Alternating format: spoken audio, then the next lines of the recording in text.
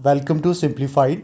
सो इस सीरीज़ में हम लोग लेबर लॉ के 50 एमसीक्यूज कवर कर रहे हैं एंड आज हम लोग ट्रेड यूनियन एक्ट 1926 के 50 मोस्ट इंपॉर्टेंट क्वेश्चंस कवर करेंगे। Alright, so without wasting the time let's start the video. Consider the following statements about the trade union act 1926। First, the act extend to whole of India including Jammu and Kashmir. हाँ। The act was enforced from 1 April 1927। हाँ, ये भी correct है। And the act applies to both employers and workers organisation, ये भी correct है। ठीक है। So it applies to the unions of employers as well. Like trade union सुन के हमें ऐसा लगता है कि ये वर्कर्स की ही यूनियन होगी, बट ऐसा ज़रूरी नहीं है। ये एम्प्लॉयर्स की भी अगर कोई यूनियन है तो वो भी अपनी ट्रेड यूनियन बना सकते हैं। ठीक है। ओरिजिनली इसमें जम्मू कश्मीर इंक्लूड नहीं था, बट बाद में after Jammu Kashmir reorganisation bill 2019 जब पास हुआ, उसके बाद से अब जम्मू कश्मीर में भी ये कवर्ड है। ठीक है। Both workers and employers association under section 2H of the act trade union means. ठीक है। ट्रेड यूनियन का मतलब क्या है? Any combination of workers form to regulate relations between workers and employers, correct है। ठीक है। इंक्लूड्स एनी टेम्परेरी और परमानेंट कॉम्बिनेशन, ये भी ठीक है। ठीक है। Does not include combination form for imposing discipline among employers, this is wrong, है ना, क्योंकि इसमें कॉम्बिनेशंस इंक्लूड होते हैं। एम्प्लॉयर्स भी अगर चाहें तो अपनी एक यूनियन बना सकते हैं। ठीक है। So only is the correct answer. So trade union includes temporary or permanent combinations whether of employers or workmen दोनों। इसका मकसद क्या है कि to regulate relations between the employer and employee. Which of the following is not an essential condition for registration of a trade union? So किसी trade union का register अगर करना है तो इनमें से कौन सा ऑप्शन जो है वो इंपॉर्टेंट कंडीशन नहीं है। ठीक है। So at least 7 members of the union must apply for registration, ये भी करेक्ट है। ठीक है। हमने पढ़ा इसमें ट्रेड यूनियन में क्या होता है कि 7 मेंबर्स, अगर किसी भी ट्रेड यूनियन को रजिस्टर करना है तो मिनिमम 7 मेंबर्स जो है अप्लाई होने चाहिए और वो अप्लाई करेंगे रजिस्ट्रेशन के लिए। एटलीस्ट 10% और 100 workers which ever is less must be members of the union. ठीक है ना, जितनी भी टोटल इस्टेब्लिशमेंट में टोटल नंबर ऑफ मेंबर्स हैं, सो उसकी या तो 10% या फिर 100। ठीक है, जो भी कम है, मतलब मिनिमम 100 तो होने ही चाहिए। सो वही यूनियन के मेंबर्स होने चाहिए, वो तभी वो रजिस्ट्रेशन के लिए अप्लाई कर सकते हैं। ठीक है। All union must submit a copy of its constitution and rules to the registrar, ये भी करेक्ट है। ये भी करेक्ट है। सी भी करेक्ट है। बिकॉज जितने भी यूनियन के जितने भी मेंबर्स हैं वो अपना एक पूरा रूल्स बनाएंगे। ठीक है। उस कॉन्स्टिट्यूशन बोलते हैं उसको, और उसको किसको भेजेंगे? To registrar. इसमें रजिस्ट्रार होता है इस एक्ट के अंदर, और इसी का काम होता है जो ट्रेड यूनियन को रजिस्टर करना। All members must belong to the same industrial establishment, no, ज़रूरी नहीं है। वो अलग अलग इंडस्ट्रियल इस्टेब्लिशमेंट के भी हो सकते हैं, और मिलके अगर उन्होंने यूनियन बनाई है तो इट डजेंट मैटर, चल जाएगा। Which of the following statements are correct regarding rights of a registered trade union? ठीक है। सो किसी कोई ट्रेड यूनियन अगर रजिस्टर हो जाती है, कौन करेगा? रजिस्ट्रार। ठीक है। तो उसको हम रजिस्टर्ड ट्रेड यूनियन बोलेंगे। सो इनमें से कौन सा स्टेटमेंट सही है? Registered trade union becomes a body corporate with perpetual succession, correct है। वो बॉडी कॉर्पोरेट भी हो जाएगी विद सक्सेशन। ठीक है। लाइक कंपनी एक्ट 2013 की तरह इस जो रजिस्टर्ड जो होती हैं कंपनीज, उसी की तरह ये भी रजिस्टर्ड होगी और काम करेगी। It can hold property in its own name. हाँ, ये एक सेपरेट एंटिटी है, like separate business entity concept होता है ना, अकाउंट्स में भी पढ़ा होगा। सो उसी तरह से ये भी एक सेपरेट एंटिटी बन जाती है जो जिसकी प्रॉपर सील होगी। लाइक इसके जो भी लीडर्स होंगे ना, वो ट्रेड यूनियन जो होगी वो अपनी लीडर से बिल्कुल इंडिपेंडेंट, उसकी एक अलग आइडेंटिटी होगी। ठीक है।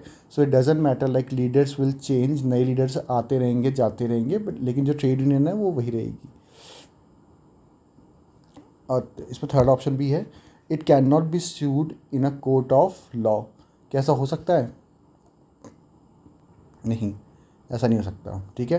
लाइक उसको सू किया जा सकता है क्योंकि उसकी सेपरेट आइडेंटिटी है ना, तो उसको सू किया जा सकता है। तो 1 and 2 is the correct answer. So after registration union becomes a legal entity body corporate with common seal and power to sue and be sued. Under section 9 the registrar may cancel registration of a trade union से। ठीक है, कोई trade union अगर register हो चुकी है, सो उसको उसका रजिस्ट्रेशन कैंसिल करने की पावर किसके हाथ में होती है? रजिस्ट्रार के हाथ में होती है। So the union obtain, like कब करेगा? The union obtain registration by fraud और मिस्टेक, सही बात है। अगर उसको ये पता चल गया कि यूनियन ने जो रजिस्ट्रेशन है वो झूठे डॉक्यूमेंट्स दे के जमा लाइक लिया हुआ है, सो उस केस में हो सकता है the union has cease to exist. हाँ, जब वो एग्जिस्ट ही नहीं करती तो कर देगा। The union fails to submit annual return for 2 consecutive years, ये भी है, ये भी एग्जैक्ट है, ठीक है। अगर यूनियन जो है लाइक हर साल उसको क्या होता है कि अपना एनुअल रिटर्न भरना होता है, ठीक है, जमा करना होता है। सो अगर वो 2 कंजिक्यूटिव ईयर्स तक एनुअल रिटर्न जमा नहीं करती है, इन दैट केस रजिस्ट्रार जो है रजिस्ट्रेशन को कैंसिल कर सकता है। So 1 2 3 all are correct. लेकिन such cancellation requires notice and opportunity of being heard, like उसकी बात को सुना जाएगा, उसको मौका दिया जाएगा शो कॉज नोटिस, और वो जाके अपनी बात कहेगा, ठीक है। उसके बाद ही रजिस्ट्रेशन कैंसिल हो सकता है। Which of the following is a distinctive feature of the trade unions act 1926 compare to other laws. तो ठीक है, इनमें से कौन सा जो है ट्रेड यूनियन एक्ट का बिल्कुल एकदम बहुत डिफरेंट है और बाकी सब में लाइक बाकी सारे लेबर लॉज में नहीं है वो चीज़, वो इसमें अलग है। तो क्या है वो? It grants immunity from civil and criminal liability for certain acts, है ना। ये जो ट्रेड यूनियन के जो लीडर्स होते हैं इनका क्या है, इनको लाइक इम्यूनिटी होती है कुछ सिविल और क्रिमिनल लाइबिलिटी से बचने के लिए, ठीक है। लाइक इनको इनको रहती है, लाइक बिकॉज इन लोगों का काम यही होता है ना कि एम्प्लॉयर्स की लाइक अगर मान लो वर्कर्स की यूनियन है, सो वो एम्प्लॉयर से बार्गेन करेगी अपने राइट्स के लिए, तो बार्गेन करते वक्त वो पीसफुल प्रोटेस्ट कर सकती है, ठीक है। सो उसके केस में उसके खिलाफ कोई ऐसी कार्रवाई नहीं हो सकती उसके रिलेटेड। ऐसा नहीं कि एम्प्लॉयर ने गुस्सा निकालने के लिए उसके ऊपर कोई सिविल केस कर दिया या फिर क्रिमिनल केस कर दिया, तो ऐसा नहीं हो सकता। So 17 and 18 provide immunity from criminal conspiracy and civil suits for acts done in furtherance of a trade dispute, unique feature of this act, ठीक है। लाइक जो ट्रेड डिस्प्यूट है उससे रिलेटेड अगर किसी चीज़ में वो बंदा आवाज़ उठा रहा है ना, सो उसके खिलाफ तुम कोई भी क्रिमिनल कॉन्स्पिरेसी या फिर सिविल केस में उसको अंदर नहीं कर सकते, ठीक है। तो सेक्शन 17 और 18 जो है ये ट्रेड यूनियंस को प्रोटेक्शन देते हैं ट्रेड डिस्प्यूट्स के दौरान, ठीक है, जिस टाइम पे ट्रेड डिस्प्यूट चल रहे होंगे। Immunity under section 17 of the act is available, ठीक है। ये जो इम्यूनिटी है कब है? To register trade unions only, right, हाँ, उन्हीं के लिए है। Against criminal conspiracy charges for agreements made in furtherance of trade disputes, correct है। तो कोई भी क्रिमिनल कॉन्स्पिरेसी चार्जेस अगर उसके खिलाफ हो रहे होंगे तो उसके खिलाफ उसमें उसको इम्यूनिटी दी गई है, ठीक है। For all acts including violence and coercion, no, violence और कोर्सन के लिए नहीं है भैया, उसके लिए इम्यूनिटी नहीं है। ऐसा नहीं कि तुमने को गोली चला दी, किसी को मार दिया, तो उस केस में तुम ये तो ना बोलोगे कि मुझे इम्यूनिटी है, नहीं। सो 1 and 2 is the correct answer. और इम्यूनिटी सिर्फ किनके लिए है? रजिस्टर्ड ट्रेड यूनियंस के लिए। And it cover legislated acts and trade dispute, trade dispute से रिलेटेड जो भी चीज़ होगी, जो भी एक्ट, जो भी काम वो करेंगे, है ना, सो उन कामों के लिए इम्यूनिटी है, नॉट वायलेंट और criminal acts. Which of the following statements are correct regarding civil immunity under section 18, ठीक है। हमने बोला ना इम्यूनिटी की बात करी थी। So a registered trade union can not be sued in tort for inducing breach of employment contract, ये भी करेक्ट है। The immunity applies only if the act is done in contemplation or furtherance of a trade dispute। हाँ भाई, like trade dispute से regarding अगर वो कोई भी एक्ट कर रहे हैं तो उस केस में इम्यूनिटी मिलेगी। ऐसा नहीं कि वो रैंडमली अपने पर्सनल किसी बात को लेके लड़ रहा है और वो कहेगा मैं तो इम्यून हूँ, ऐसा नहीं हो सकता। लाइक कोई ट्रेड डिस्प्यूट अगर हो रहा है ना उस ऑर्गेनाइजेशन, उस इंडस्ट्री में, सो उससे रिलेटेड ही उसे वो करना है। It extends even to unregistered unions, no, unregistered unions में नहीं है, only for the registered unions. So 1 and 2 is the correct answer. Under the act, which among the following funds can a trade union legally maintain? ठीक है, जो trade union है वो बहुत सारे फंड मेंटेन करती है, like general fund, political fund and benevolent fund. So all are correct, 1 2 3, ठीक है, तीनों फंड जो है मेंटेन करती है। सो जनरल फंड, पॉलिटिकल फंड जो है ऑप्शनल है, लाइक वॉलंटरी कंट्रीब्यूशन होता है इसमें, वो चाहे तो जमा कर सकते हैं चाहे तो नहीं करें, ठीक है। And benevolent funds are allowed under the general provision of welfare expenditure, like इसी फंड से अगर मेंबर के किसी की तबीयत ख़राब हो गई है, किसी का हॉस्पिटलाइजेशन होना है, और चाहे तो इस टाइप का जो फंड है बेनेवलेंट फंड, यहाँ से पैसा निकाल के वो हेल्प की जा सकती है उस ट्रेड यूनियन के मेंबर्स की। Under section 16 political funds of trade union, ठीक है, हमने बोला था ना पॉलिटिकल फंड्स ऊपर। So are mandatory for all members, नहीं, मैंडेटरी नहीं है, ऑप्शनल है, ठीक है। Political fund is optional. So members क्या करते हैं? खुद कंट्रीब्यूट करते हैं इसमें, मेंबर्स अपने मन से कंट्रीब्यूट करते हैं, कोई कंपलसरी नहीं है कि उन्हें करना ही है, can be used for supporting political candidates, right, ये तो रॉन्ग था पहला वाला, correct. Required separate voluntary contribution from members, correct, ठीक है, वॉलंटरी कंट्रीब्यूशन रहता है.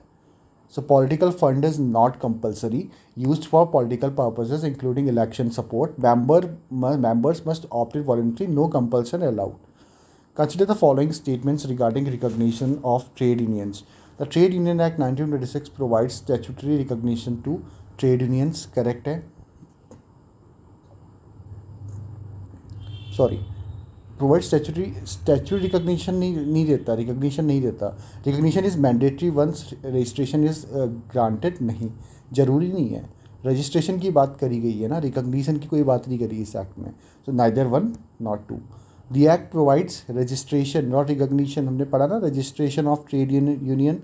कोई भी ट्रेड यूनियन अगर बन रही है तो उसको रजिस्टर करवाना पड़ेगा. 7 मेंबर्स मिनिमम अप्लाई करेंगे, ठीक है, रजिस्ट्रेशन के लिए. उसके अलावा 10% या फिर 100, जो भी इनमें से ज़्यादा है, like whichever the amount is lesser, so उसका क्या होगा, उतने लोग उस ट्रेड यूनियन में होने चाहिए, ठीक है, टोटल इंडस्ट्री में जितने भी वर्कमेंट्स हैं उनको मिला के. Which of the following statements about amalgamation of trade unions are correct. Amalgamation of trade unions के लिए it requires consent of at least half the members of each union, correct है, ठीक है. लाइक कोई भी दो ट्रेड, एक ए है बी है, ये दोनों ट्रेड यूनियन है और ये दोनों चाहे कि इनको मर्ज हो जाते हैं, ठीक है.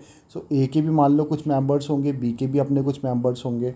सो वो दोनों अगर मर्ज होना चाहते हैं तो it requires consent of at least half the members of each union. जितने मेंबर्स यहाँ पे हैं इससे लाइक मोर देन 50%, यहाँ भी मोर देन 50% अगर रेडी हैं लाइक मर्ज होने के लिए, सो वो हो जाएगा. 2 और मोर रजिस्टर्ड ट्रेड यूनियन में amalgamate and form a new one. हाँ, यही तो होता है ना. कोई भी 2 रजिस्टर्ड ट्रेड यूनियन में लेके कोई तीसरी बना सकती है. Approval from registrar is not needed for amalgamation. नहीं भैया, ऐसा नहीं हो सकता. Registrar is the main authority under this act, ठीक है. इसी का काम है रजिस्ट्रेशन करने का और कोई भी रिवोकेशन करने का, कैंसिल करने की पावर भी इसी के हाथ में है. सो अगर एमलगेमेशन होगा तो अप्रूवल के लिए इसके बाद जाना ही पड़ेगा. सो 1 and 2 is the correct answer, ठीक है. At least 50% of members and 60% of those voting must support. मान लो ए बी, इसमें 100 अगर मेंबर्स है ना, तो कम से कम 50 लोग का सपोर्ट तो आना ही चाहिए, ठीक है, कम से कम 50 लोग. और मान लो जिस दिन ये वोटिंग हो रही है उस दिन 60 लोग प्रेजेंट हैं, ठीक है, 60 लोग वहाँ पे मेंबर्स प्रेजेंट है. इसके 100 थे, 60 ही लोग आए हैं.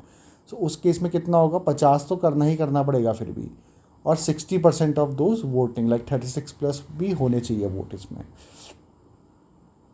मस्ट सपोर्ट, ठीक है. तो 60% जो दोज वोटिंग है वो सपोर्ट करना चाहिए. तो टोटल लाइक 50% तो मेंबर्स होने चाहिए वोटिंग के लिए, है ना. अगर 100 लोग टोटल है तो 50 लोग तो वोटिंग करने आने ही चाहिए. और इसके लगभग 36 से प्लस क्या हो जाएगा, फिर उनका सपोर्ट में रहना चाहिए. The office bearers of a registered trade union, ठीक है. अब इसमें क्या होता है कि जो इनकी मेन पावर अथॉरिटी होती है ना, कोई भी ट्रेड यूनियन जब रजिस्टर हो जाती है, सो उसकी जो मेन डिसीजन मेकिंग अथॉरिटी और जो ऑर्गेनाइज करता है सारी चीज़ें, उसको क्या बोलते हैं, ऑफिस बेयरर्स बोलते हैं, ठीक है, ऑफिस बेयरर्स. सो यही लोग इस ट्रेड यूनियन को चलाते हैं. सो इनके बारे में कुछ बताया गया है. सो मस्ट बी इंगेज्ड और employed in the industry concern. हाँ भाई, at least half of them must be actively connected with the industry, correct. All office bearers must be Indian citizens, right, ये भी करेक्ट है. सर तीनों बातें सही हैं ऑफिस बेयरर्स को लेके. यानी हाफ मेंबर्स इंडस्ट्री से रिलेटेड होने चाहिए, ठीक है, जो 50% ऑफ मेंबर्स वो, और सारे इंडियन सिटीजन होना ज़रूरी है. So at least 50% must be employed in the trade and all office bearers must be citizen of India. Which of the following is not a ground for disqualification of an office bearer. जो office bearer है उसका disqualification भी किया जा सकता है ना. सो इसमें से कौन सी है कि जिसकी वजह से वो लाइक उसको डिस्क्वालीफाई नहीं कर सकते. Conviction for an offence involving moral turpitude कर देंगे इसके लिए. एज बिलो 18 ईयर्स माइनर है तो वो ऑलरेडी डिस्क्वालीफाइड हो जाएगा. Non payment of union subscription, हाँ, उस केस में भी वो कर देंगे उसको disqualify. Suspension from employment, no, ठीक है. सस्पेंशन ऑटोमेटिक डिस्क्वालिफिकेशन नहीं है, लाइक नहीं हो सकता. ऐसा नहीं कि उसको सस्पेंड किया गया किसी काम की वजह से तो वो ऑफिस बेयरर की पोस्ट से भी लाइक उसको निकाल देंगे. So it does not automatically disqualify a union office bearer unless rules specify to. Under Section 28, registered trade unions must submit a annual returns to the registrar. ठीक है, हमने बोला था ना कोई भी रजिस्टर्ड जो ट्रेड यूनियन है उसको साल में एक बार क्या भेजना पड़ेगा, अपने रिटर्न भेजने पड़ेंगे, एनुअल रिटर्न जिसको बोलते हैं रजिस्ट्रार के पास. उस एनुअल रिटर्न में क्या होगा, हम बोल तो रहे एनुअल रिटर्न भेजेगा, उस एनुअल रिटर्न में होगा क्या, लेकिन statement of assets and liabilities, हाँ भैया उसकी एसेट्स और लाइबिलिटीज़ दोनों, उसका स्टेटमेंट, रिसिप्ट एंड एक्सपेंडिचर का स्टेटमेंट भी देगा, and change of office bearers and amendments, तीनों चीज़ें उसको भेजनी पड़ेंगी. 1 2 3 इज़ द करेक्ट आंसर. ठीक है, क्या भेजेगा वो एनुअल रिटर्न में, एसेट्स एंड लाइबिलिटीज़ का स्टेटमेंट, रिसिप्ट्स एंड एक्सपेंडिचर का स्टेटमेंट और change of office bearers and amendments. Which statement regarding appeal against the registrar decision is correct. अब सारी पावर तो रजिस्ट्रार के हाथ में दी है, लाइक उसी को रजिस्टर करना है ट्रेड यूनियन को, या उसी को रिवोकेट करना है, कैंसिल करना है, तो वही एमलगेमेशन अगर होना है, एक दो ट्रेड यूनियन को मिला के तीसरा बनाना है, तो वो काम भी रजिस्ट्रार की पावर से ही होगा. सो लेकिन अब इसके डिसीज़न के खिलाफ भी तो जाया जा सकता है ना, तो उसको अपील कहते हैं. ठीक है, सो अपील के कुछ ऑप्शंस हैं, कुछ इन्फॉर्मेशन है आपको बताना कि कौन सा इनमें से सही है. Appeal must be filed with in 60 days. Correct है भाई, 60 दिन के अंदर जब भी रजिस्ट्रार ने कोई डिसीजन दिया उसके like within 60 days appeal डाल देनी चाहिए, अगर if the concern person is not satisfied. The decision of the appellate tribunal is final. हाँ, अपीलेट ट्रिब्यूनल का डिसीजन फाइनल है, and the appellate tribunal is prescribe with the appropriate government. Correct है. ठीक है, अप्रोप्रिएट गवर्नमेंट ही appellate authority को like बनाती है. Immunity from civil suit under section 18 does not extend to. ठीक है, सिंपल सा आंसर है यार. यूज़ ऑफ वायलेंस और इंटिमिडेशन, भाई जहाँ पे भी अगर झगड़ा फसाद मारा पीटी हो रही तो उस केस में वो इम्यून नहीं है. A trade union can be dissolved by. कोई ट्रेड यूनियन को कैसे डिजॉल्व किया जा सकता है, मेजोरिटी वोट ऑफ मेंबर्स. हाँ, अगर वो मेंबर वोट कर रहे हैं तो डिजॉल्व हो जाएगी. डिसीजन ऑफ रजिस्ट्रार, हाँ रजिस्ट्रार के डिसीजन से भी हो सकता है. ठीक है, ऑर्डर ऑफ अप्रोप्रिएट गवर्नमेंट, नहीं. सो 1 and 2 is the correct answer, because appropriate government के ऑर्डर से किसी ट्रेड यूनियन का डिज़ोल्व होने वाली बात कहीं नहीं गई है. ठीक है, so dissolution can be by members themselves और by registrar on proof of cessation और illegality. Government plays no direct role, government उसको कोई डायरेक्ट रोल प्ले नहीं करता है. Under section 14 a registered trade union can affiliate with any other registered trade union. ठीक तो है. सो पॉलिटिकल या फिर फॉरेन बॉडी से डायरेक्ट लिंक अलाउड नहीं है. ठीक है, a registered trade union can affiliate with other registered unions और federation subject to their rules.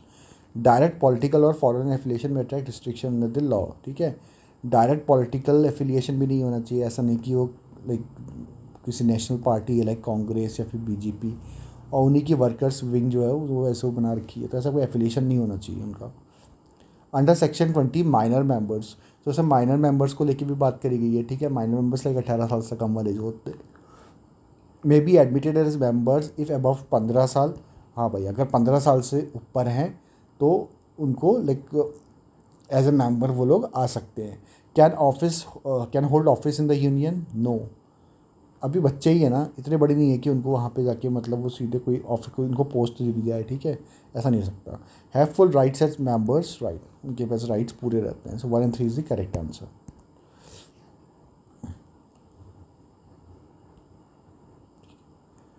Trade unions under the act, so क्या है body corporate under trade union act. Simple चीज हमने पढ़ा था, once registered they become body corporate under section 13. Which among the following statements regarding inspection of documents is correct. ठीक है, inspection of document को लेकर इनमें से कौन सी बात सही है. The general public can inspect any document on payment of prescribe fee. हाँ, इसमें क्या है ना कि जो भी डॉक्यूमेंट जो है ना किसी ट्रेड यूनियन के, सो उसको अगर कोई नॉर्मल बंदा भी अगर चाह रहा है ना कि मेरे को इसका कॉन्स्टिट्यूशन चाहिए, मुझे पढ़ना है, सो उस केस में भी वो क्या है उसको उस बंदे को दिया जा सकता है. लाइक छोटी सी एक नॉमिनल फीस से ली जाएगी. तो डॉक्यूमेंट जो होते हैं, कुल मिला के बात यह है, डॉक्यूमेंट जो है वो पब्लिक रिकॉर्ड है.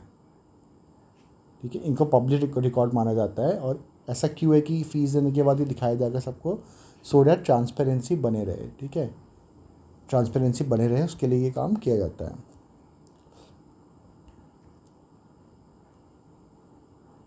Consider the following statements regarding dissolution of registered trade unions under trade union act 1906। ठीक है, कोई भी रजिस्टर्ड ट्रेड यूनियन को अगर डिसॉल्व किया जा रहा है ना, तो उसके रिगार्डिंग ये पॉइंट्स हैं। और ट्रेड यूनियन में be dissolve in accordance with its own rules और by resolution pass by at least 2/3 of its members. Correct बात है भाई, हमने बोला था ना मेंबर्स अगर उसके लिए वोट करते हैं ऊपर, बस ऊपर हमने इतना ही पढ़ा था कि मेंबर अगर वोट करते हैं तो, लेकिन जो वोटिंग का जो परसेंटेज कितना है, एटलीस्ट 2/3 ऑफ इट्स मेंबर्स, कम से कम 2/3 जो मेंबर्स हैं उसके, वो अगर भेजते हैं तो हो जाएगा। ठीक है, वो अगर बोलते हैं कि इसको कैंसिल कर दो, डिसॉल्व कर दो। Upon dissolution the registrar shall cancel its registration only after verifying that the dissolution is genuine not for evading liabilities. हाँ ठीक है भाई, डिसॉल्व करने से पहले रजिस्ट्रार देखेगा, रजिस्ट्रार पूरी चीज़ चेक करेगा। ठीक है, कि ये जो डिसोल्यूशन है ये सच में जेन्युइन है या फिर ये अपना पैसा ऐसा इन लोगों ने काट के मेंबर से जमा कर लिया और ये बस उसको लेके भागने वाले का प्लान है। ठीक है, in case of a dispute among members about the property of a dissolve trade union the matter shall be referred to the appropriate government for settlement. नहीं, अप्रोप्रिएट गवर्नमेंट के पास नहीं जाएगा वो मैटर। ठीक है, बिकॉज सिविल कोर्ट जो है ना वो डिस्प्यूट डिसाइड करती है। ठीक है, गवर्नमेंट नहीं, कौन करती है, सिविल कोर्ट। कोई भी डिस्प्यूट अगर होगा तो गवर्नमेंट के पास कैसे चला जाएगा भाई, सिविल सिविल कोर्ट में जाएगा ना। सो रजिस्ट्रार तो खाली जेन्युइननेस वेरीफाई करता है कि कोई चीज़ सही है नहीं है करके। If the rules of a trade union do not specify the method of dissolving funds after dissolution the registrar decides the mode of distribution. Correct है। ठीक है, ट्रेड यूनियन का जब डिसॉल्व होगा ना तो उसके बाद उसका जो फंड है उसको किस हिसाब से बांटना है, तो ये ट्रेड यूनियन जब बनी होगी तो जिस टाइम पर उसने अपने रूल्स दिए होंगे ना वहाँ पे, सो जो रजिस्ट्रार ने अप्रूव किया होगा, लाइक कॉन्स्टिट्यूशन बोला है जो जो इसमें, सो उसमें लिखा होगा कि डिसॉल्व होते टाइम किसको कितना पैसा वापस मिलेगा। ठीक है, और अगर ऐसा कुछ भी नहीं लिखा है तो उस केस में रजिस्ट्रार के हाथ में पावर है कि वो क्या करेगा, वो डिसाइड करेगा। सो 1 to 4 is the correct answer.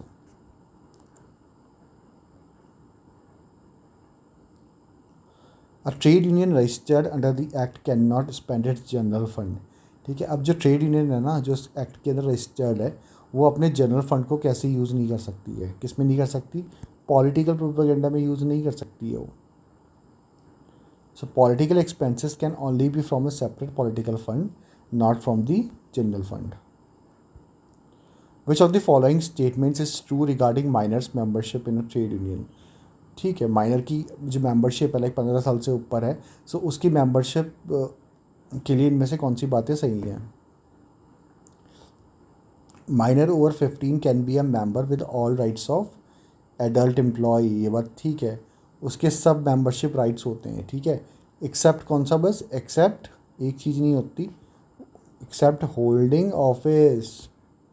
ठीक है ना, वो किसी पोस्ट में नहीं आ सकता बस, बाकी एज अ मेंबर वो रह सकता है, कोई इशू नहीं है।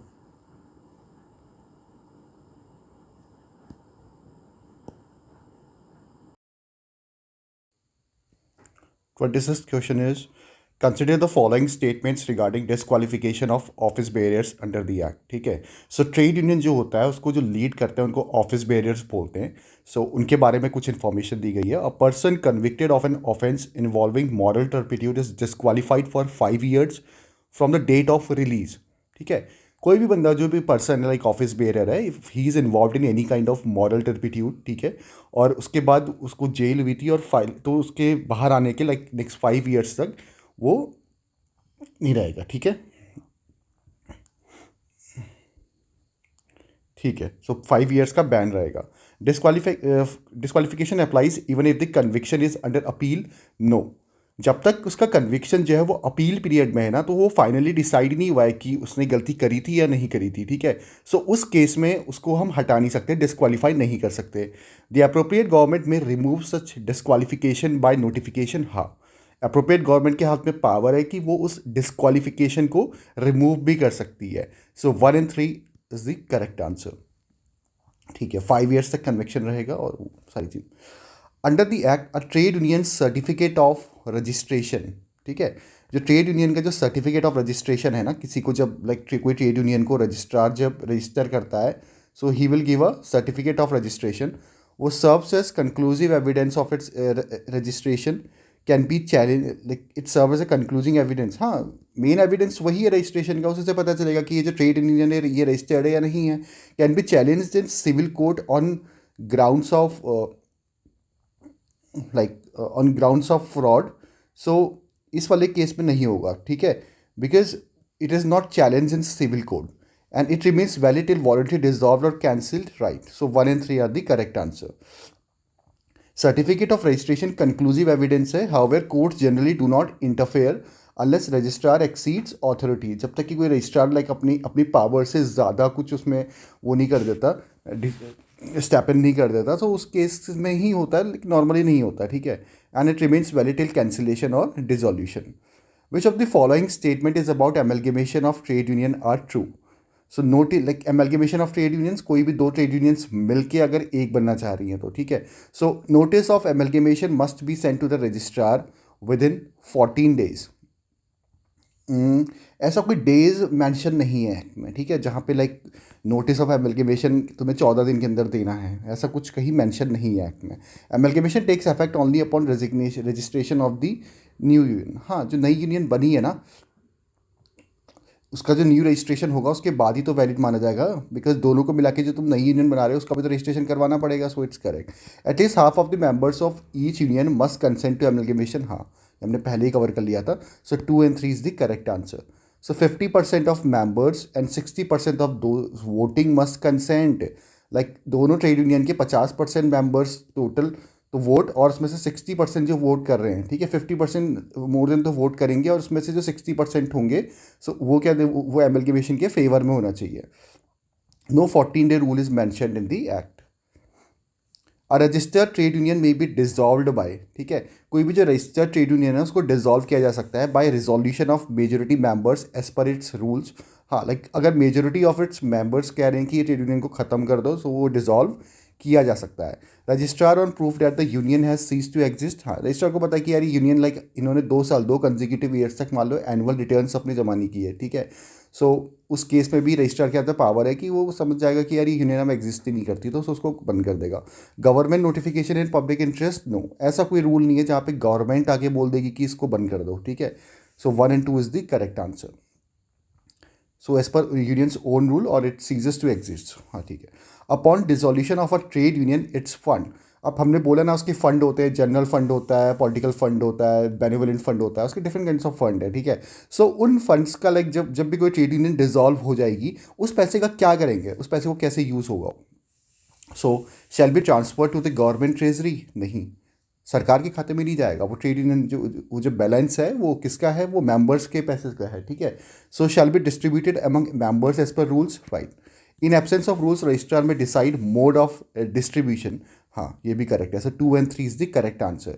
सो रूल्स के हिसाब से जिस टाइम पे यूनियन बनी होगी ना, तो हमने बोला था ना, उसको एक सर्टिफिकेट लेना पड़ेगा और उसको अपना कॉन्स्टिट्यूशन जमा करना पड़ेगा वहाँ पे रजिस्ट्रार के पास.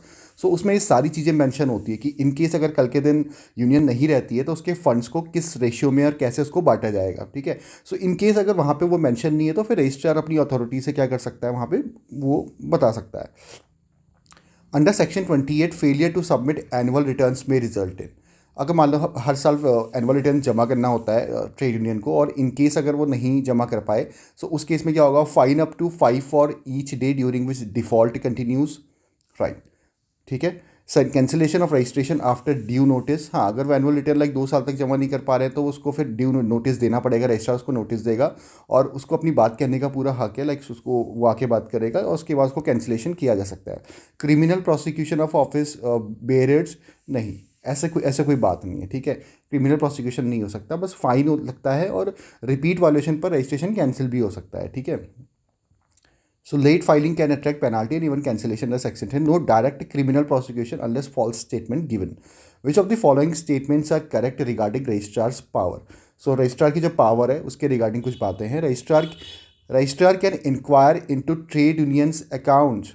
जो registrar है वो trade union के accounts की checking कर सकता है. हाँ, कर सकता है, ठीक है.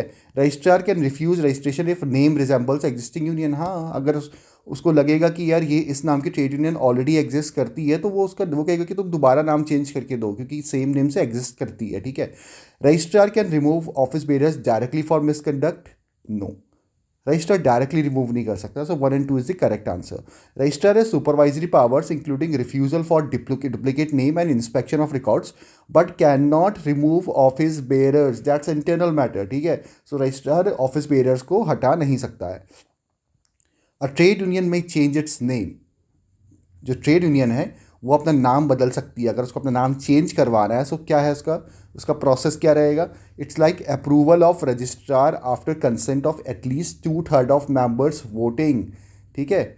सो ये सिंपल मेजोरिटी से नहीं, लाइक सुपर मेजोरिटी और रजिस्ट्रार का अप्रूवल दोनों चाहिए होता है. ठीक है. सुपर मेजोरिटी मतलब लाइक 2/3 ऑफ मेंबर्स वोटिंग. ठीक है. Plus registrar approval. So trade union अगर अपना नाम बदलना चाहती है, so it requires 2/3 like consent of 2/3 of members voting plus registrars approval. Which of the following acts is not protected under the immunity provisions of the act. ठीक है. सो हमने बोला था ना, लाइक इसमें ऑफिस बेरियर्स को कुछ इम्यूनिटी रहती है, लाइक फ्रॉम सिविल और क्रिमिनल लाइबिलिटी से बचने की, सेक्शन 17-18. सो उस केस में इनमें से कौन सा लाइक प्रोटेक्टेड नहीं है. ठीक है. So picketing outside employers premises, peaceful persuasion to join strike, wilful obstruction of entry into work place. So option C is the correct answer. Because अगर वो जानबूझ के रोक रहा है भाई बिल्कुल वर्क प्लेस में आने से लोगों को ना, लाइक फिजिकल वायलेंस भी यूज़ कर रहा है, सो इस केस में भी like immunity does not extend to acts of violence, intimidation और ऑब्स्ट्रक्शन. इन चीज़ों के लिए इम्यूनिटी नहीं है. ओनली पीसफुल एक्ट्स के लिए है इम्यूनिटी. ठीक है. इन फर्दरेंस ऑफ ट्रेड डिस्प्यूट्स, और वो भी रिलेटेड विद ट्रेड डिस्प्यूट्स होने चाहिए. Which of the following are objectives of the Trade Union Act 1926? So कौन से इनमें से इस एक्ट के ऑब्जेक्टिव्स हैं. To protect trade unions from civil and criminal liabilities. हाँ, हमने बोला सेक्शन 17 और 18 इम्यूनिटी प्रोवाइड करता है. सो हाँ. To regulate internal administration of trade unions. Right. To ensure compulsory recognition by employers. No. Compulsory registration की बात करी गई है जो रजिस्ट्रार करेगा, लेकिन रिकॉग्निशन ऑफ ट्रेड यूनियन इस एक्ट में नहीं बोला गया है. So 1 and 2 is the correct answer. Recognition is not covered. ठीक है. Consider the following statements regarding the registrar's authority and procedural power under the Trade Union Act 1926. सो इसमें कुल मिला के रजिस्ट्रार की पावर्स और उसके बारे में बताया गया है. ठीक है. The registrar may refuse to register a trade union if its proposed name is identical और deceptively similar to that of an existing registered trade union. हाँ, वो रिफ्यूज़ कर सकता है अगर उसको लगेगा कि जो ट्रेड यूनियन की एप्लीकेशन उसके पास आई है वो सेम नाम की ट्रेड यूनियन कहीं कहीं एग्जिस्ट करती है. ठीक है. सो ये करेक्ट हो जाएगा. The registrar has the power to call for information और inspect documents submitted by union before और आफ्टर रजिस्ट्रेशन. हाँ, वो पूरा चेक करेगा भाई, जो भी डॉक्यूमेंट्स उसके पास आए हैं वो उनको चेक करेगा, पूरी पावर है उसके पास. The registrar may amend the rules of a trade union if he finds them inconsistent with the act. No. वो वापस भेज सकता है, लाइक उसमें क्वेश्चन मार्क लगा के वापस भेज सकता है, बट वो खुद उसको चेंज नहीं कर सकता है ना. उसमें अमेंड करने की जो पावर है वो रजिस्ट्रार के हाथ में नहीं है. The registrar decision regarding cancellation of registration can B appealed before an authority prescribe by the appropriate government. हमने बोला था हाँ, अपीलेट अथॉरिटी होती है जिसके पास वो लगा सकते हैं इन द नेक्स्ट 60 days. ठीक है. सो ये रहता है. सो द रजिस्ट्रार लाइक 1, इसमें 3 रॉन्ग है. सो हाँ, 1, 2 and 4 is the correct answer. Refuse registration depends information cannot amend the union rules. An appeal can be filed against the registrar decision to the authority prescribed by the appropriate government whose decision is final. ठीक है. उसका decision जो होता है appellate authority का, it's final and binding on both parties. Under the act, who decides disputes regarding the property of a dissolved trade union? कोई भी अगर डिस्प्यूट आ रहा है ना भाई, कोई भी पंगा चल गया इस बात पे कि जो ट्रेड यूनियन डिसॉल्व हुई है उसने जो भी बिकॉज हमने बोला था वो अपनी एक परपेचुअल सक्सेशन होगा उसका और वो होल्ड प्रॉपर्टी कर सकती है. ठीक है. जो भी ट्रेड यूनियन होगी. सो उसने मान लो ज़मीनें खरीदी अपने नाम से, अब उसके बाद में डिसाइड कौन अब लाइक किसकी होगी वो जब वो ट्रेड यूनियन डिसॉल्व हो जाएगी. सो इस केस में अगर कोई भी डिस्प्यूट आता है तो उसको सुनने की पावर किसके हाथ में है. It's like civil court of competent jurisdiction. वो सीधे सिविल कोर्ट के पास जाएगा वो matter. So in case of a dispute after dissolution, like after dissolution कोई भी अगर डिस्प्यूट आ रहा है ना, सो वो किसके पास जाएगा, सिविल कोर्ट के पास जाएगा, ठीक है। ये बात हमें याद रखनी कि आफ्टर डिसोल्यूशन प्रॉपर्टी को लेके अगर कोई डिस्प्यूट आ रहा है तो वो किसके पास जाएगा, सीधे सिविल कोर्ट के पास जाएगा, who decides ownership of property oblique funds. Which of the following statements regarding political funds are correct? Political funds must be kept separate from general funds, right? Separate रखना मैंडेटरी है, ठीक है। जो general funds हैं, जो political funds हैं, वो दोनों अलग अलग होंगे और ठीक है, वो उनको डिफरेंट डिफरेंट मेंटेन करना पड़ेगा।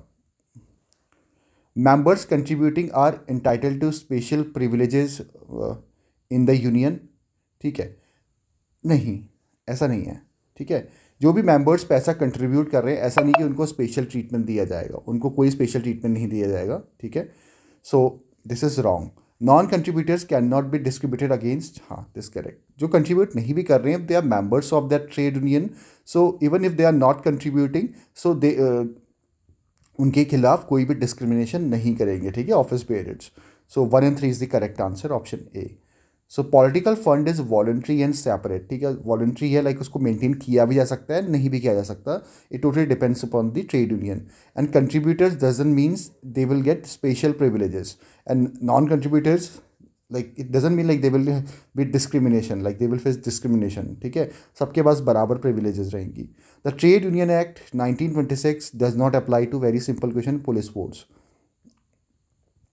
विच of the following can not be a purpose of general fund expenditure, ठीक है। जो भी जनरल फंड होता है ना, हमने बोला था, ठीक है, उसका यूज़ होगा कहीं ना कहीं उस पैसे का, सो उसको कहाँ कहाँ यूज़ किया जा सकता है, compensation to members during lockout, हाँ करेंगे, ठीक है। Defence of office bearers in legal proceedings, कोई ऑफिस बेरियर के खिलाफ कोई केस हो गया, सिविल कोर्ट में कोई केस चल रहा है, like after dissolution of any trade union for the property, तो उस केस में भी हम उसको यूज़ कर सकते हैं। Contribution to political party expenses, no, because political expenses के लिए अलग फंड बनाना होता है, ठीक है, उसको पॉलिटिकल फंड कहते हैं, जिससे इलेक्शन ऑफ ऑफिस बेयरर्स और बाकी सारी जो प्रोसीडिंग्स है उसमें उसको यूज़ करेंगे। एजुकेशनल और सोशल बेनिफिट ऑफ मेंबर्स, हाँ जनरल फंड से यूज़ होगा।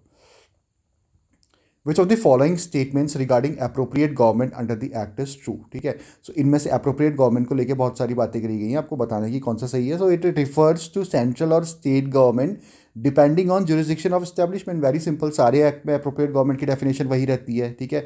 जो भी स्टैब्लिशमेंट सेंट्रल गवर्नमेंट के एम्बिट में आएगी उनके लिए अप्रोप्रिएट गवर्नमेंट सेंट्रल गवर्नमेंट, जो भी स्टेट गवर्नमेंट के एम्बिट में आएगी उनके लिए अप्रोप्रिएट गवर्नमेंट कौन, state government. So option B is the correct answer. Immunity under the act does not protect from, so इस एक्ट में इम्यूनिटी होती है सेक्शन 17-18 के अंदर, सो उसमें लाइक किससे वो प्रोटेक्ट नहीं कर सकती, simple question, criminal acts involving violence और intimidation. Under section 29 which of the following statement is correct regarding penalties, ठीक है। So fine for default in submitting returns may extend to 5, right, ठीक है। कोई भी रिटर्न्स अगर नहीं जमा किए उसने साल के एंड में ट्रेड यूनियन ने, तो उस केस में उसको 5 रुपये तक का फाइन लग जाएगा। Fine for supplying false information वे एक्सटेंड टू 200 रुपये, ये भी करेक्ट है, ठीक है। फॉल्स इन्फॉर्मेशन देने पे 200 रुपये का फाइन, ठीक है, लिया जा सकता है। कंटिन्यूड डिफॉल्ट में लीड टू इम्प्रिजनमेंट, नहीं, इम्प्रिजनमेंट का इसमें कोई भी प्रावधान नहीं है। सिंपल ये हो जाएगा कि ट्रेड यूनियन जो होगा उसका रजिस्ट्रेशन कैंसिल कर दिया जाएगा, ठीक है, बुरे से बुरा ये हो सकता है। So option A is the correct answer. Which of the following is true about trade union membership of minors, minors कौन है भैया, 18 साल से नीचे वाले, ठीक है। सो उन लोगों को अगर यूनियन ट्रेड यूनियन का मेंबरशिप दी जा रही है तो उनके उनके बारे में लाइक कौन सी बात सही है। Minor above 15 can be a member, भाई करेक्ट बात है, लाइक 15 साल से ऊपर का जो भी माइनर है ना वो मेंबर बन सकता है, ठीक है। Minor can not vote in election union elections, wrong, ऐसा नहीं है। अगर वो मेंबर है तो उसके पास भी पूरी पावर है कि वो इलेक्शंस लड़ेगा, ठीक है। And minor can hold office with registrars approval, नहीं, सिंपल सी बात है। माइनर के केस में ये है कि they can be a member and they can vote in elections, but वो किसी भी लाइक ऑफिस बेरर पोस्ट के लिए स्टैंड नहीं कर सकते किसी इलेक्शन में, ठीक है। So minor can not hold office even with the registrar approval, no. So option A, like option 1 only is the correct. Can not hold office और be discriminated against, no special approval needed. Which of the following statement is true about central trade union organisation under the act, ठीक है। सो जो CTUOs होते हैं, central trade union organisation, उसके बारे में कौन सी बात इनमें से सही है। CTI, it mean CTIO is recognize under industrial relations code, ठीक है। वो जो IR कोड है ना, उसके रिगार्डिंग उस वहाँ पे इसकी डेफिनेशंस दी गई हैं। इस एक्ट में इनका कहीं भी जिक्र नहीं है। The trade unions only provide for registration on unions, like इस एक्ट में क्या है कि भैया कोई भी ट्रेड यूनियन अगर बनी हुई है तो उसका रजिस्ट्रेशन कैसे करवाना है, ठीक है। उसके क्लासिफिकेशन को लेकर कोई बात नहीं करी गई है, ये इंडस्ट्रियल रिलेशन कोड में बात करी गई थी। अंडर द एक्ट, लाइक 2020 का जो IR कोड है, under the act registrar means, registrar कौन होगा? Person appointed by appropriate government, simple सी बात है ना, अप्रोप्रिएट गवर्नमेंट उसे अपॉइंट करेगी for registration of trade unions. Which of the which among the following statement are correct regarding trade disputes immunity, ठीक है। ट्रेड डिस्प्यूट इम्यूनिटी को लेकर कौन सी बात सही है? Immunity covers criminal conspiracy in trade disputes, right. भाई कोई भी अगर क्रिमिनल कॉन्स्पिरेसी अगर हो रही है ऑफिस बेयर्स के खिलाफ, like even, but the matter must be directly related with the trade disputes only, ठीक है। कोई ऐसा नहीं कि उसका पर्सनल मैटर है। Immunity extend to actions involving breach of peace, no, breach of peace को लेकर नहीं होगा भैया, उसमें इम्यूनिटी नहीं है। Immunity applies only to registered unions, right. So 1 and 3 is the correct answer. Immunity covers criminal conspiracy and civil torts only for registered unions, ठीक है, नॉट फॉर वायलेंस और unlawful acts. Which of the following is not a correct power of registrar under the act? Registrar की कौन सी power इनमें से सही नहीं है? लाइक क्या नहीं कर सकता वो? रिफ्यूजिंग रजिस्ट्रेशन कर सकता है, कैंसिलिंग रजिस्ट्रेशन कर सकता है, सस्पेंसिंग यूनियन एक्टिविटीज़, नो, ये पावर उसके हाथ में नहीं है, वो यूनियन की एक्टिविटीज़ को सस्पेंड नहीं कर सकता। And withdrawing registration obtained by fraud, right. Which of the following statements about trade unions rights in India are correct, ठीक है। सो ट्रेड यूनियन राइट्स को लेके कुछ बातें कही गई हैं। The right to form association और union is a trade fundamental right under article 19(1)(c), हाँ करेक्ट बात है भाई। इसमें लाइक आर्टिकल 19 में ये हमें क्या दिया गया, एक फंडामेंटल राइट दिया है कि right to form a union, ठीक है। The trade union act 1926 grants an absolute right to strike, no. Right to form union की बात करी गई है और इवन ये हमारा फंडामेंटल राइट भी है, ठीक है। लेकिन राइट टू स्ट्राइक की कोई बात नहीं कही गई है, ठीक है, इस एक्ट के अंदर भी, या फिर हमारा फंडामेंटल राइट भी इस बात को पावर नहीं देता कि कोई भी जाके स्ट्राइक कभी भी कर सकता है। हाँ, लेकिन right to form a union is a fundamental right. The right to form a trade union is statutory but recognition by employer is not guaranteed, सही बात है। लाइक ट्रेड यूनियन जो है इसको बनाना ये तो स्टैच्यूटरी राइट है, लाइक इसके लिए पूरा एक एक्ट आया हुआ है पार्लियामेंट से, ठीक है। सो वो तो बनाना हमारे हमारे पास स्टैच्यूटरी राइट है, लेकिन उसको रिकॉग्नाइज अगर एम्प्लॉयर करे ना करे वो बात इसमें गारंटी नहीं दी गई है, ठीक है। So 1 and 3 is the correct answer. But this act only gives statutory right to unions, not an automatic right to strike or recognition. The right to strike is regulated under the Industrial Dispute Act, not fundamental. Consider the following statements about registration and recognition of trade unions under Trade Union Act 1926, ठीक है। Registration of a trade union under the act automatically grants the right to be recognized by the employer as a sole bargaining agent. तो ये wrong है, ठीक है। Registration of trade union under the act automatically grants it the right to be recognize by the employer as a sole, नहीं ऐसा नहीं है यार। अगर कोई भी ट्रेड यूनियन यहाँ पर रजिस्टर होगी तो उसका मतलब ये तो ना कि एम्प्लॉयर उसको सोल बार्गेनिंग एजेंट मान लेगा। मल्टीपल ट्रेड यूनियंस भी एग्जिस्ट कर सकती है ना एक ही इस्टेब्लिशमेंट में। तो ये रॉन्ग है, ठीक है। Recognition of a trade union bye the employer is a statutory obligation under the act. Recognition नहीं, रिकॉग्निशन की बात नहीं करी गई है, ठीक है। रिकॉग्निशन कोई ज़रूरी नहीं है। The act provides a legal status to the union but leaves recognition to be govern by the state laws or voluntary codes, ये करेक्ट है, ठीक है। इस एक्ट में बोला गया है कि रजिस्ट्रेशन ऑफ ट्रेड यूनियन कैसे होता है, ठीक है, उसकी पूरी प्रोसेस है, लेकिन उसको रिकॉग्नाइज एम्प्लॉयर करे ना करे वो इस एक्ट की बार बताया नहीं गया है, ठीक है। और लीगल स्टेटस देता है यूनियन को, लेकिन रिकॉग्निशन की पावर किसको देता है? Like state laws or voluntary code जो है उसके तहत वो गवर्न होगा, वो भी हर स्टेट के अपना अलग अलग प्रोसीजर है, ठीक है। Recognition of trade union was later systematised under the industrial relation code 2020, हमने पढ़ लिया था ऑलरेडी, ठीक है। रिकॉग्निशन ऑफ ट्रेड यूनियन की बात जो IR कोड है 2020 जो अभी लागू नहीं हुए हैं ये कोड्स, सो उनमें ये बात करी गई है। So 3 and 4 is the correct answer, like option B, ठीक है, वो इसमें एक्सप्लेन्ड है। Alright, so the Industrial Relation Code introduces a statutory recognition mechanism for the negotiating union or negotiative council, filling this long-standing gap. ठीक है। तो registration of trade union की बात तो इस एक्ट में बोली थी, लेकिन रिकॉग्निशन की कोई बात नहीं करी गई थी। तो जो आईआर कोड है 2020, वहाँ पे रिकॉग्निशन की भी बात करी गई है, और वहाँ पे एक काउंसिल बनाई गई है जिसको हम नेगोशिएटिंग यूनियन और नेगोशिएटिव काउंसिल कहते हैं। और इसके पास like it will be a statutory authority whose duty is to recognise to check the recognition of the trade unions. ठीक है। सो यहाँ पे हमारे 50 MCQs कवर हो चुके हैं ट्रेड यूनियन एक्ट 1926 के। आई होप आपको ये MCQs सारे इंटरेस्टिंग लग रहे होंगे। So thank you for watching this video. Have a nice day. Bye.